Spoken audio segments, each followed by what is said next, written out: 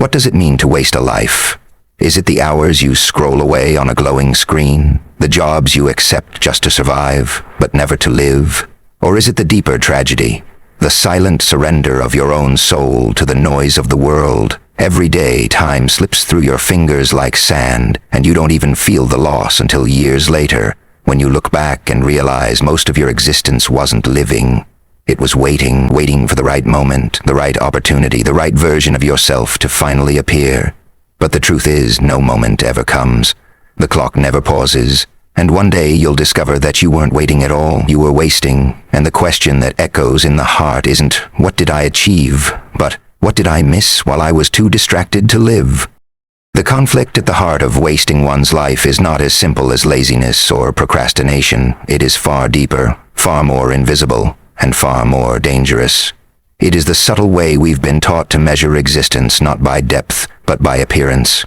The world conditions you from the moment you are born to equate living with achieving, to equate your worth with what can be displayed, collected, or applauded. You are told that if you work hard, climb higher, and stay busy, you will have lived well. But what if you can reach the top and still feel empty? What if you can run faster than anyone else but never pause long enough to ask if you are running in the right direction?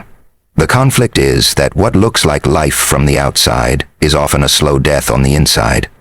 Busyness is celebrated, but presence is forgotten. Efficiency is rewarded, but meaning is neglected. People confuse productivity with purpose, and when they finally realize the difference, decades have passed.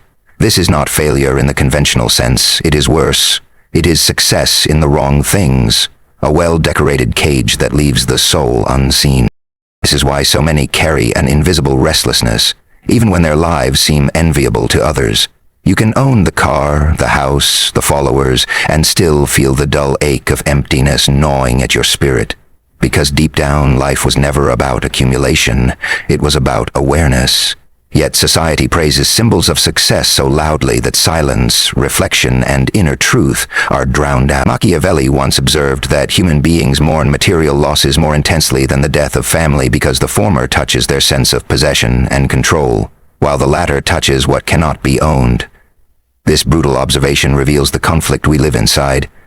People spend their years clinging to what is fragile, temporary, external, while ignoring what is eternal, internal, and essential. To waste life is not merely to do nothing. It is to spend it chasing shadows, chasing illusions, mistaking validation for fulfillment. The cost is not just wasted time. It is wasted selfhood, wasted potential, wasted presence. Look around and you will see how normalized this conflict has become. A culture addicted to distraction, to performance, to images carefully curated to signal worth. Everyone is busy proving they are alive, while secretly doubting it in the quiet of their own hearts. Social media amplifies the illusion, turning existence into a performance where comparison replaces connection. You are encouraged to present the highlights, polish the edges, filter the flaws, while your real life withers in the shadows. And because everyone else appears radiant, successful, and fulfilled, you feel compelled to keep playing the same game. The tragedy is not only that you participate, it's that you forget you ever had a choice. You forget that living was never about being admired. It was about being present. But when you allow the world's measurement to define your value, you waste not only your time, but also your truth. You become an actor in someone else's story, instead of the author of your own. This is why the conflict is so invisible, because it disguises itself as progress, as success, as survival.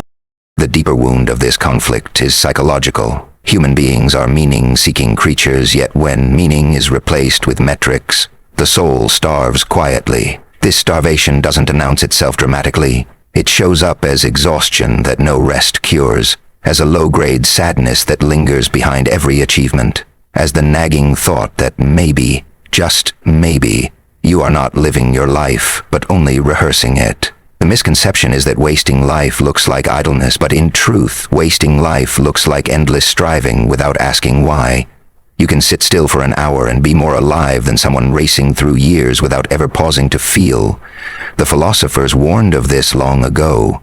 Stoics taught that time is the most precious resource, yet men are careless with it, guarding wealth fiercely while letting years slip away unnoticed. To waste life is to treat time as infinite. when in truth it is the only thing you cannot afford to lose. The mind knows this, yet the heart resists, clinging to distractions as if they could soften mortality. But denial never saves us. And so the conflict continues. We are creatures who crave depth, but we are trained to worship surface. We are souls who long for stillness, but we are raised to idolize speed. We are beings who hunger for authenticity, yet we are rewarded for performance. This is why the pain of wasted life cuts so deep. It is not simply about what you did not do, but about what you did not allow yourself to be. You were alive, but you did not live. You were breathing, but not awake. You were seen, but never truly known. The cost of such a conflict is not measured in failures, but in forgotten moments. The conversations you never had, the love you never gave, the silence you never listened to. That is what it means to waste life, to be so caught in illusions that reality passes you by. It is a tragedy not of laziness, but of misdirection.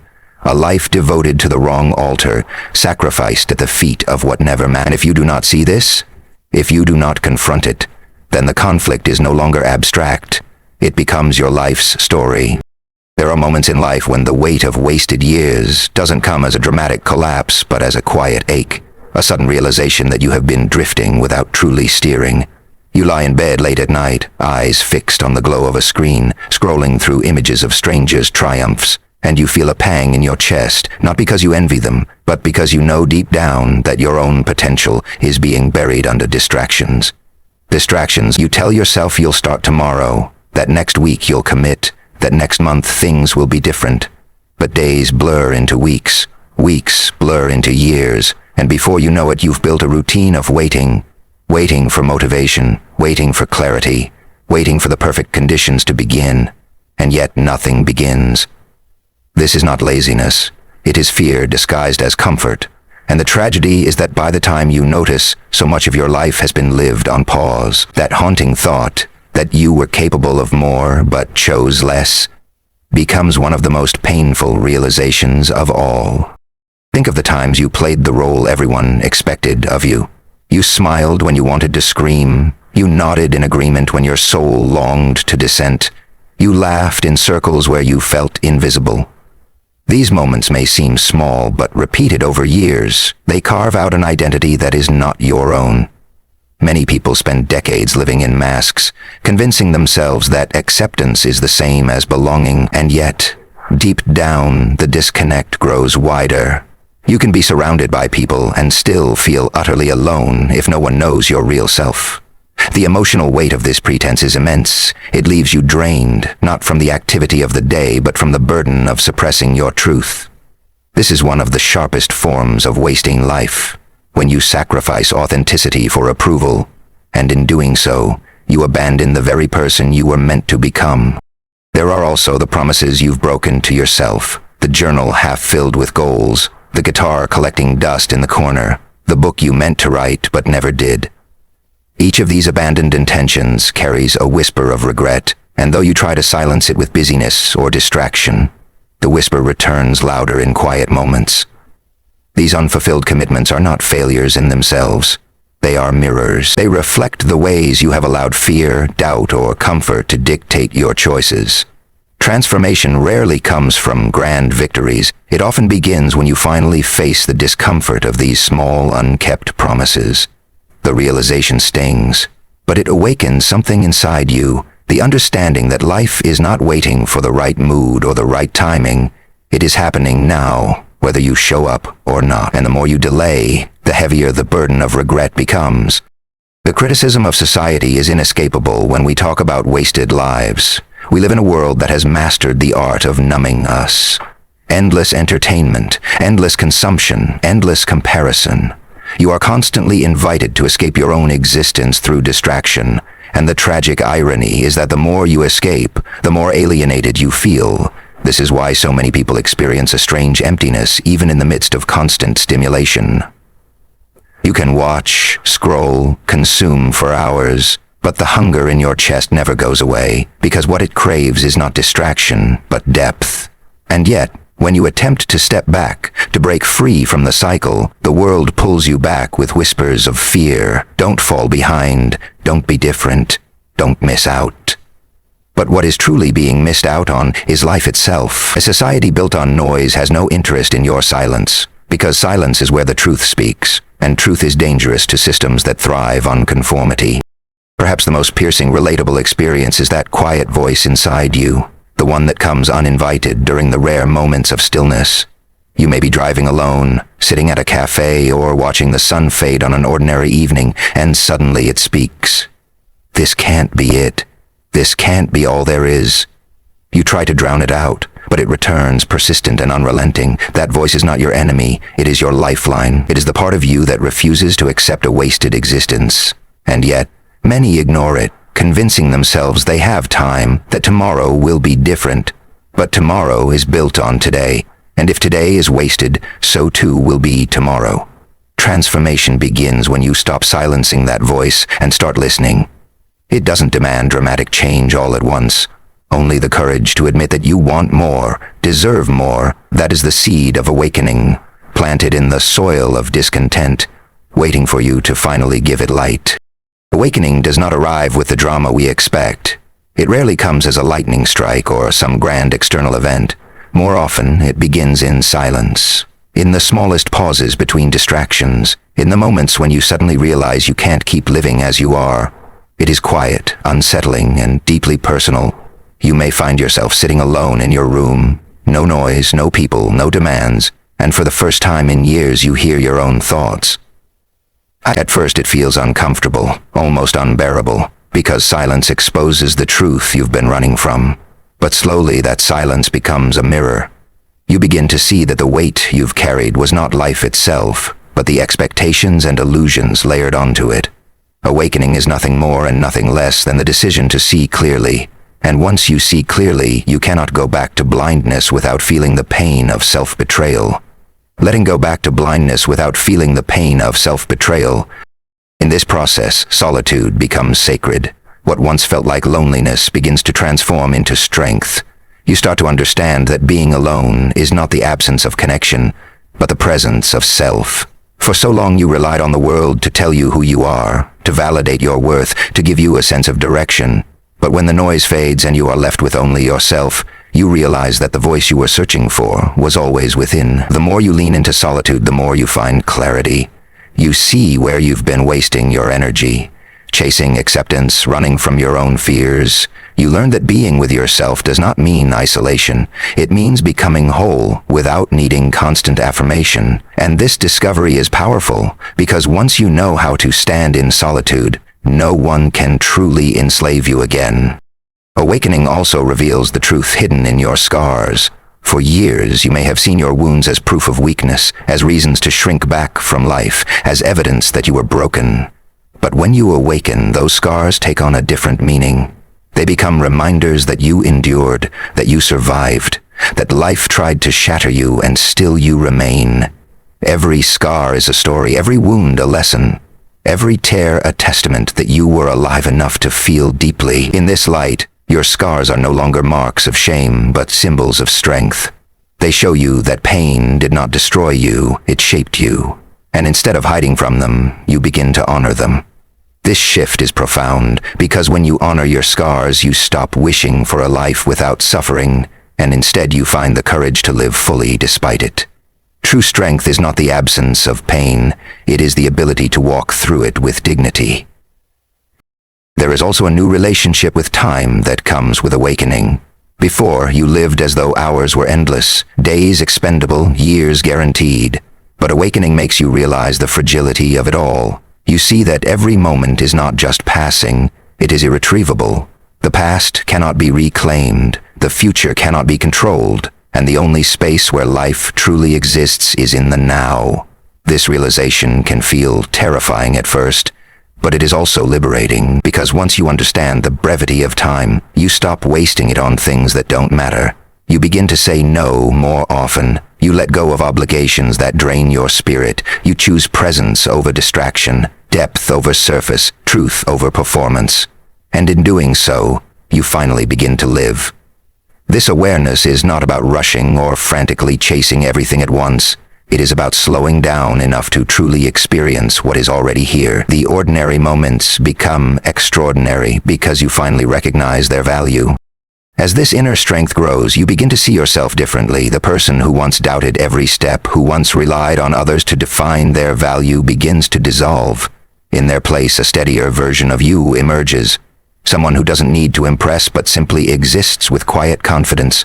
You no longer measure your worth by achievements or approval. Instead, you feel grounded in your own existence, knowing that being alive is enough of a miracle to honor. This is not arrogance, but acceptance. Acceptance that you do not have to perform to deserve love. You do not have to achieve to prove significance. You do not have to be perfect to be worthy. This shift is radical because the world around you will still scream for validation, still demand performance, still glorify the external, but when you awaken, their noise no longer dictates your truth. You carry your worth within you, untouchable by trends, opinions, or fleeting applause. Finally, awakening teaches you that strength is not found in control, but in surrender. For so long you tried to control life, to bend it to your will, to plan every step, to force certainty where none existed. But in awakening you realize that the most powerful act is letting go, not of effort, but of illusion. You stop trying to predict the future because you trust yourself to meet it. You stop clinging to the past because you accept that it shaped you, but does not define you. You surrender to the flow of life, and in that surrender you discover freedom. This is not weakness, it is courage. The courage to live without guarantees, to embrace the unknown, to stand rooted in the present moment without fear of what comes next. And in that surrender you find strength greater than any achievement could give you. It is the strength of authenticity, of presence, of a soul finally aligned with itself. The end of this journey is not about final answers, but about a deeper clarity. To stop wasting your life, you must first understand that the revolution you've been searching for has never been outside of you. It has always been within. We are taught to chase change in the external world, new jobs, new cities, new relationships, new possessions. But no matter how many times you shift the scenery, the same emptiness follows, because it was never about the world. It was about you, the inner war. The battle with distraction, self-doubt, and the endless craving for validation is the true conflict, and the revolution begins the moment you decide to no longer abandon yourself. You can spend decades searching for meaning, but the truth is that meaning arrives when you choose to live with intention. The question is no longer, how do I impress the world, but how do I honor my soul? This shift seems small, but it changes everything, because the moment you begin to live for depth rather than performance, you stop wasting and you start living, even if no one else notices. This is the empowerment hidden in awakening. You realize that the validation you sought from others was always a substitute for the recognition you refused to give yourself. You do not need the world's permission to live fully. You do not need applause to confirm your worth. You do not need perfection to take the next step. The revolution is rejecting the false belief that you are incomplete until others affirm you. Imagine the freedom that comes with this realization. No more chasing shadows, no more living as a performer in a theater designed by others. Instead, you become the author of your own story, and in that authorship, every decision, every choice, every day gains significance, not because the world sees it, but because you know it. This is the secret most people never learn, that the most meaningful victories are invisible. They exist in the way you show up, with honesty, in the way you honor your values, in the way you refuse to betray yourself even when it would be easier. When you live this way, the measure of your life changes. You stop asking, how much have I achieved, and instead begin asking, how deeply have I lived? The subtle, quiet moments that once felt insignificant now feel like the essence of everything. The warmth of a conversation with someone you love, the stillness of a sunrise, the peace in your chest when you finally forgive yourself. These moments are not interruptions to life, they are life itself. Wasted living happens when you race past them, chasing some distant horizon that never arrives. True living begins when you allow yourself to be fully here, and this is not a passive existence. It takes courage to slow down, courage to resist the constant pull of comparison, courage to choose depth in a shallow world. But once you choose it, the texture of life transforms. You no longer feel as if you are watching life from the sideline. You are in it, fully present, fully alive. This kind of awakening does not mean you will never feel pain again, or doubt, or fear. Those things remain, because they are part of the human condition. But what changes is your relationship with them. Instead of seeing pain as proof that you are broken, you see it as proof that you are alive. Instead of treating doubt as an enemy, you recognize it as the voice that pushes you to look deeper. Instead of fearing fear, you learn to carry it with you as you walk forward anyway. The revolution is not about eliminating struggle, but about transforming your perspective of it. A wasted life is one in which pain is avoided, fear is silenced, and doubt is buried. A lived life is one in which all of these are embraced, understood, and transformed into wisdom. Strength does not come from the absence of hardship. It comes from your refusal to let hardship define you. And so, as you stand in this new awareness, you realize something even more powerful. Your life does not need to be spectacular to be meaningful. You don't need to conquer the world to be free. You don't need to be remembered by millions to have mattered. Freedom is found in the honesty of your own living, in the choices you make when no one is watching, in the integrity you carry, even when it costs you, in the love you give without expectation of return. The greatest revolution is the quiet one, the one that happens inside, when you stop measuring yourself by the yardstick of others, and instead align with your own truth. This is how you stop wasting your life, not by adding more noise, but by stripping it away until what remains is real. And when you find the real, you find peace, even in a chaotic world. So here is the final reflection. Time is passing, and it will not wait for you. Every second is a seed, and whether it grows into regret or into meaning depends on what you plant. The silent, soulful call to action is not about grand gestures or dramatic change. It is about choosing in this very moment to stop betraying yourself, to stop waiting, to stop wasting. The revolution begins not tomorrow, not someday, but now. Because when the final breath comes, the only question that will matter is not whether you lived perfectly, but whether you lived truly. And that answer begins today, with the decision to honor your life, to awaken to its depth, to embrace its scars, and to step fully into the miracle of your own existence. That is how you stop wasting your life. That is how you finally begin to live.